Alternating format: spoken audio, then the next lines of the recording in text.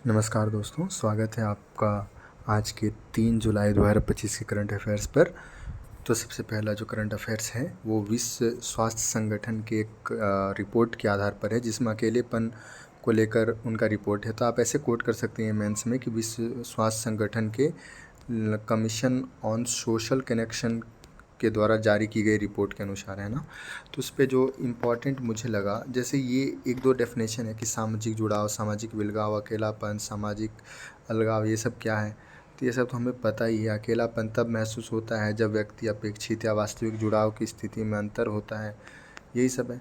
लेकिन जो इम्पोर्टेंट है डाटा जो है वो ये है कि 6 में से 1 व्यक्ति खुद को अकेलापन महसूस करता है। ये ध्यान रखने का है ना। इसमें ये कहा गया कि निम्न आय वाले देशों में लगभग 24% लोग अकेलापन महसूस करते हैं, जबकि अमीर देशों में यह आंकड़ा 11% है। तो निम्न आय वाले देशों में ज़्यादा लोग अकेलापन महसूस करते हैं। इसके बाद है ये कि क्या किया जाए। सामाजिक जुड़ाव या संपर्क को प्रोत्साहित करने के लिए राष्ट्रीय नीति बनानी चाहिए, जैसा डेनमार्क, फिनलैंड, जर्मनी, ऐसे 8 देशों ने ऐसे बनाए हैं। तो ये देखिए, सामाजिक जुड़ाव को प्रोत्साहित करने के लिए। इसके बाद अनुसंधान पर कार्य करना चाहिए, जैसे अनुसंधान क्षमता पर कार्य करेंगे, है ना। सामाजिक संपर्क उससे बढ़ता है। हस्तक्षेप इंटरवेंशन एक्सलरेटर ये क्या करना चाहिए, जैसे सामुदायिक अवरचना का विकास कर सके, जिससे आपस में लोग आसपास मिलजुल सकें। बेहतर मापन किया जाना चाहिए। सामाजिक जुड़ाव सूचकांक अच्छे से ये किया जाना चाहिए। जन सहभागिता कि मतलब लोगों को एक दूसरे से मिलजोल बढ़े, तो ये अच्छा होता है इन सब के लिए। अब देखिए जो नेक्स्ट है कि ईरान जो है वो इंटरनेशनल एटॉमिक एनर्जी एजेंसी जो है उससे हटने के लिए कानून पारित कर दिया अपने संसद में। तो ये हुआ क्यों? क्योंकि ईरान जो इजराइल और अमेरिका के साथ जो टकराव हुआ था ईरान के बाद, उन्होंने अंतर्राष्ट्रीय परमाणु ऊर्जा एजेंसी के सहयोग को निलंबित करने के लिए कानून पारित कर दिया। और ये किया क्यों है? क्योंकि IAEA जो है उन्होंने उनके बोर्ड ने मतदान करके ईरान को परमाणु अप्रसार संधि नॉन प्रोलिफरेशन ट्रीटी के तहत अपने दायित्वों के उल्लंघन का दोषी ठहराया था। और इसी के आधार पर ये दोनों ने इन पर बमबारी की थी, इजराइल और अमेरिका ने।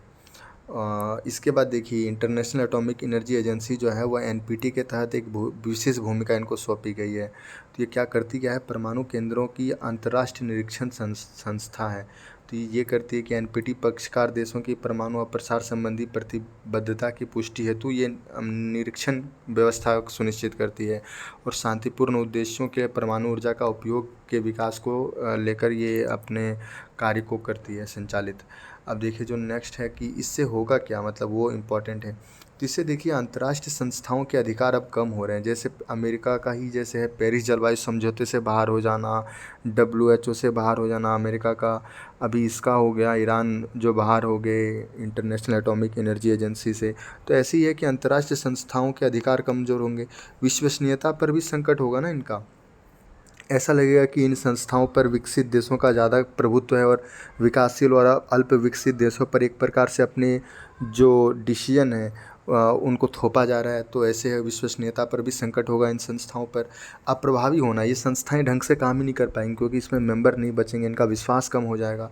अब देखिए निर्णय की वैधता पर सवाल उठना, जैसे जो संयुक्त राष्ट्र की जो अभी ये चल रही है, खासकर इसमें ये बताया गया है कि जो वीटो शक्ति है उन पर जो अभी आजकल चल रहा है पॉलिटिक्स, उसमें इतने ज़्यादा प्रतिनिधित्व है ही नहीं। मात्र 5 लोग अपने वीटो पावर को लेकर बैठे हुए हैं, उनमें कोई भी नए सदस्य को आने नहीं दिया जा रहा है। तो इससे क्या है, उनकी निर्णयता पर भी सवाल उठेंगे। अब देखिए जो नेक्स्ट है वो है केंद्रीय जल शक्ति मंत्रालय के द्वारा सी फ्लड नामक एकीकृत बाढ़ पूर्वानुमान प्रणाली का उद्घाटन किया गया। अभी जो ये है सिर्फ एक दो जगह पर ही जो है महानदी और गोदावरी और तापी नदियों को ही कवर करेगा, लेकिन इसे धीरे धीरे सभी जगह पर फैलाने का मतलब ये है, संकल्प है। तो देखिए इसमें ये कहा गया कि भारत में जो है ना 329 मिलियन हेक्टेयर क्षेत्र में 40 मिलियन हेक्टेयर मतलब कुल क्षेत्रफल का 12% हिस्सा है ना, वो बाढ़ प्रभावित क्षेत्र है। हमारे क्षेत्रफल का 12% हिस्सा। तो इसमें मैप भी दिया गया, थोड़ा मैप से देख लिया जाए, है ना। देखिए यहाँ बिहार में पूरा घेरा हुआ है ना, और ये गंगा यमुना, इसके बाद इधर ब्रह्मपुत्र, ये सब बाढ़ के क्षेत्र हैं यहाँ ये सब खासकर। तो हमारा 12% हिस्सा बाढ़ के चपेट में आने के लिए बाढ़ प्रभावित क्षेत्र में गिना जाता है। अच्छा, इसको जो सी फ्लड पोर्टल है उसको उन्नत 2D हाइड्रोडायनामिक मॉडल का उपयोग करके बनाया गया है। तो इम्पॉर्टेंट है ना। इसके बाद तो इम्पॉर्टेंट कुछ नहीं। अब नेक्स्ट चलते हैं, जो क्वाड है, क्वाड्रिलेटरल सिक्योरिटी डायलॉग जो है, उन्होंने क्रिटिकल मिनरल्स इनिशिएटिव की शुरुआत कर दी है। तो इनमें कर रहेगा क्या, विश्वसनीय आपूर्ति श्रृंखला जो है उनको मजबूत करेंगे, सुरक्षित करेंगे। इलेक्ट्रॉनिक अपशिष्ट जो है, ई वेस्ट है, उनको फिर से प्राप्त करेंगे, उनसे जो खनिज है उनसे फिर से प्राप्त करना है। प्रसंस्करण, जो मैन्युफैक्चरिंग जैसी प्राथमिकताओं पर एक दूसरे का सहयोग करेंगे। अच्छा, ये ज़रूरी क्यों है, मतलब क्रिटिकल मिनरल इनिशिएटिव ज़रूरी क्यों है? तो इस पर इन्होंने ये कहा है कि डेमोक्रेटिक रिपब्लिक ऑफ कॉन्गो जो है वो दुनिया का 70% कोबाल्ट की आपूर्ति अकेले करता है। सोचिए, democratic Republic of Congo 70% cobalt की आपूर्ति अकेले करता है। चीन जो है वो दुनिया के 68% कोबाल्ट, 65% निकिल और 60% लिथियम को रिफाइन करता है। और ये ना वो एक तरीके से वेपन की तरह, रणनीतिक हथियार की तरह यूज कर रहा है। देखिए, जैसे 2024 में ही चीन ने गैलियम और जर्मेनियम जैसे खनिजों का निर्यात पर प्रतिबंध लगा दिया था। अभी देखिए, जो रियल अर्थ एलिमेंट्स पर जो चीन के द्वारा अमेरिका से ट्रेड वॉर के मतलब प्रभाव में आकर उन्होंने रेयर अर्थ मिनरल्स को अपने रोक दिया था। इससे भारत को भी बहुत ज़्यादा नुकसान हुआ। भारत अभी चीन के साथ वार्ता में, हम लोग 2 दिन पहले पढ़े थे इसको।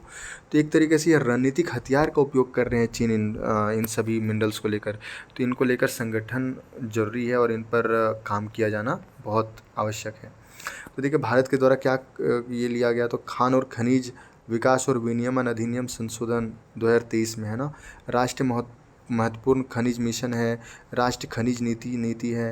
अंतर्राष्ट्रीय में अगर देखें तो खनिज सुरक्षा साझेदारी 2023 में इस अमेरिकी नेतृत्व वाली पहल में शामिल हुआ था भारत। अच्छा, भारत का एक खनिज विदेश इंडिया लिमिटेड, काबिल खनिज विदेश इंडिया लिमिटेड 2019 में एक खान मंत्रालय की एक संयुक्त उद्यम कंपनी है। ये विश्व स्तर पर क्रिटिकल मिनरल्स का अधिग्रहण करती है। तो इसी उदाहरण के लिए उन्होंने बताया है कि अर्जेंटीना में जो इंडिया अर्जेंटीना एग्रीमेंट किए हैं लिथियम माइंस की खोज के लिए, तो ये काबिल ही किए हैं। तो इम्पॉर्टेंट है ना। अब जो नेक्स्ट चलते हैं हम लोग, इसमें देखिए आरबीआई ने वित्तीय धोखाधड़ी जोखिम संकेत, ऐसे इसको कहते हैं, फ्रॉड रिस्क इंडिकेटर, वित्तीय धोखाधड़ी जोखिम संकेत। तो इनको बनाया कि इसने दूरसंचार विभाग के डिजिटल इंटेलिजेंस यूनिट, ये लॉन्च किया है इनको, मतलब वित्तीय धोखाधड़ी जोखिम संकेत, फ्रॉड रिस्क इंडिकेटर है ना। तो ये याद रखिएगा, दूरसंचार विभाग की डिजिटल इंटेलिजेंस यूनिट। ये करता क्या है, ये है कि किसी मोबाइल नंबर को वित्तीय धोखाधड़ी के मामले में मध्यम, उच्च या उच्च जोखिम के आधार पर वर्गीकृत करता है। और जैसे आप पे फर्स्ट फ़ोन आएगा तो आप में शो कर देगा कि आपका ये जोखिम ज़्यादा है, इस मोबाइल नंबर पे आपको फ्रॉड हो सकता है। तो आरबीआई ने वही कहा है कि बैंकों को कि आप इसको मतलब फॉलो कीजिए, इसकी प्रणाली में आप शामिल हो जाइए, तो इससे और ज़्यादा मदद होगी ना वित्तीय जो धोखाधड़ी है उनको रोकने में। अब देखिए, नेक्स्ट जो खबर है कि वो स्पेन और ब्राज़ील जो है वो दुनिया भर में ये बात मतलब कर रहे हैं कि असमानता को कम करने के लिए जो हाई नेट वर्थ इंडिविजुअल जो है उन पर प्रभावी कराधान लागू करने और अति धनी लोगों पर कर लगाने का आह्वान किया है। और ये कहाँ किया, संयुक्त राष्ट्र के 4थे फाइनेंशियल एंड डेवलपमेंट अंतर्राष्ट्रीय सम्मेलन में, ये स्पेन और ब्राज़ील। ये क्यों कर रहे हैं मतलब, तो देखिए इम्पॉर्टेंट एक फैक्ट है कि दुनिया के सबसे अमीर जो 1% आबादी है वो बाकी जो 95% आबादी है उनसे ज़्यादा संपत्ति रखते हैं। सोचिए, 1% आबादी बाकी 95% आबादी से ज़्यादा संपत्ति रखते हैं। तो ये बहुत बड़ा एक विविधता है ना, मतलब विषमता को दर्शा रहा है। अब देखिए, जो यही सब है कि अब एसडीजी की प्राप्ति में मदद होगा, निजी बनाम सार्वजनिक संपत्ति में अंतर कम होगा, कम असमानता होगा। तो देखिए, इसके बाद भारत में भी ऐसे जो चल रहे हैं रोजगार योजनाएं, सामाजिक सुरक्षा योजनाएं, अटल पेंशन, जीवन ज्योति योजना, मनरेगा, डीडी ग्राम कौशल योजना, जनधन योजना है ना, ये सब भारत में चल रहे हैं। और अंतर्राष्ट्रीय स्तर पर भी देखा जा रहा है कि G20 में ऐसा समझौता हुआ था। तो चलिए अब आगे बढ़ते हैं। परख पोर्टल याद रखिएगा, परख राष्ट्रीय सर्वेक्षण डिसेमिनेशन पोर्टल। ये करते क्या है, छात्रों के प्रदर्शन से जुड़े राष्ट्रीय और राज्य स्तरीय आंकड़े प्रदर्शन करते हैं। मतलब कुछ फैक्ट होगा प्रदर्शन से जुड़े, उनके परीक्षा में कैसे नंबर आए, कैसे उन किस किस चीज़ों में वीक हैं, तो परख पोर्टल पर आप देख सकते हैं। अब जो नेक्स्ट है, भारत के पोषण संबंधी खपत पर रिपोर्ट आया है, जो NSO नेशनल स्टैटिस्टिकल ऑर्गेनाइजेशन राष्ट्रीय सांख्यिकी कार्यालय द्वारा जारी की गई है। और ये जो है घरेलू उपभोग व्यय सर्वेक्षण जो रिपोर्ट आया था ना, उसी पर आधारित है। तो इसमें थोड़ा हमें ध्यान देने की ज़रूरत है, जो है मतलब मुझे तो इतना काम का लगा नहीं। देखिए, प्रति व्यक्ति प्रतिदिन औसत कैलोरी खपत जो है वो ग्रामीण और शहरी व्यक्तियों में लगभग समान ही है। देखें तो देखिए, पुरुष में है यहाँ पर 22-33 और यहाँ पुरुष में है 22-50, तो ज़्यादा अंतर नहीं है, कैलोरी खपत बराबर ही है। अब अनाज जो है ना, अभी भी प्रोटीन का सबसे प्रमुख स्रोत है, लेकिन अभी इसमें बोला है कि अब इसमें कमी आई है। अब अंडा, मछली, मांस, दूध भी सेवन बढ़ा है, तो इस कारण से अनाज में अभी भी प्रोटीन का जो प्रमुख स्रोत है, इनमें कमी तो आई है, लेकिन अभी भी प्रमुख स्रोत बन के हैं।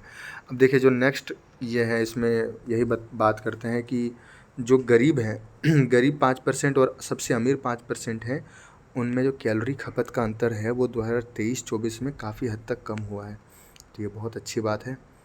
अब देखिए, नेक्स्ट खबर चलते हैं। SDF और MSF के नियमों में RBI द्वारा बदलाव किया गया है, तो ये जान लेते हैं SDF है क्या। तो SDF जो है स्टैंडिंग डिपॉजिट फैसिलिटी, उसमें है कि बैंक अपनी अतिरिक्त जमा राशि, मतलब बैंक के पास एक्स्ट्रा आ गया पैसा, तो वो 1 दिन के लिए RBI के पास दे सकती है। लेकिन RBI इसके लिए वो कुछ सिक्योरिटी नहीं देगी, कुछ गिरवी रखने के लिए गारंटी नहीं देगी, है ना।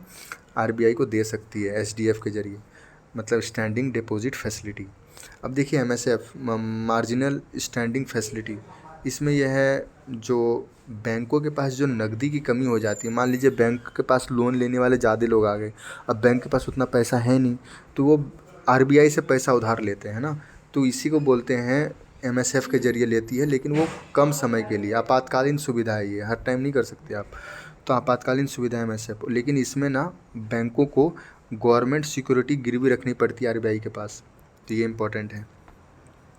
अब देखिए, वन सलाहकार समिति जो है वो आया था वन संरक्षण अधिनियम 1980 के तहत, वन भूमि के गैर वानिकी उपयोग के प्रस्तावों की जांच करते हैं और ये भारत सरकार को सलाह भी देते हैं, लेकिन इनकी जो भूमिका है वो अनुशंसात्मक है, मतलब ये रिकमेंडेशन होता है, ये मैंडेटरी नहीं है। अब देखिए, ट्रांजिशन बॉन्ड जो है वो ग्रीन डेट सिक्योरिटी है, बस इतना याद रखना। ट्रांजिशन बॉन्ड क्या है? ग्रीन डेट सिक्योरिटी है। ग्रीन डेट सिक्योरिटी किसको कहते हैं? वो है जो जिससे जो पैसा आएगा वो स्वच्छ परिवहन, सतत अपशिष्ट प्रबंधन जैसी योजनाओं में लगेगा, तो यही कहते हैं ट्रांजिशन बॉन्ड, है ना।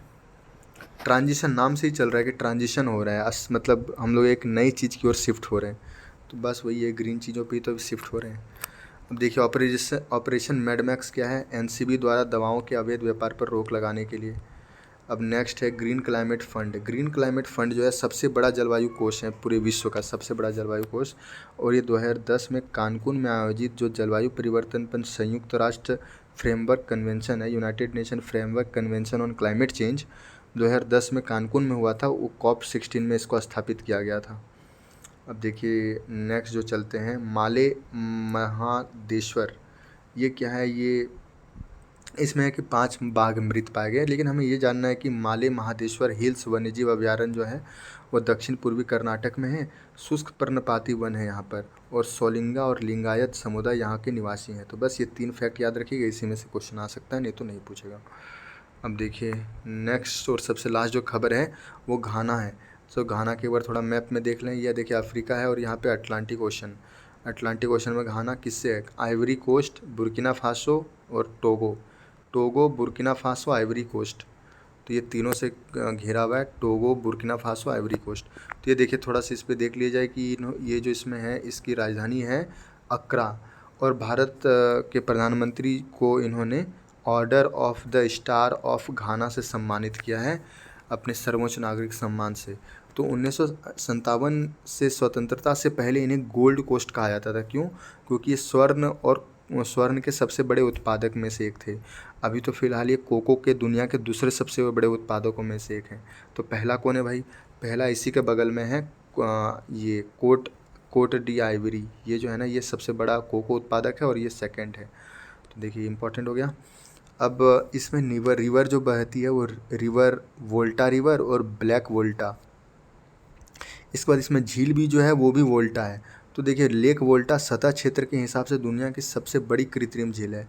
कृत्रिम झील लेक वोल्टा और सतह क्षेत्र के हिसाब से दुनिया की सबसे बड़ी।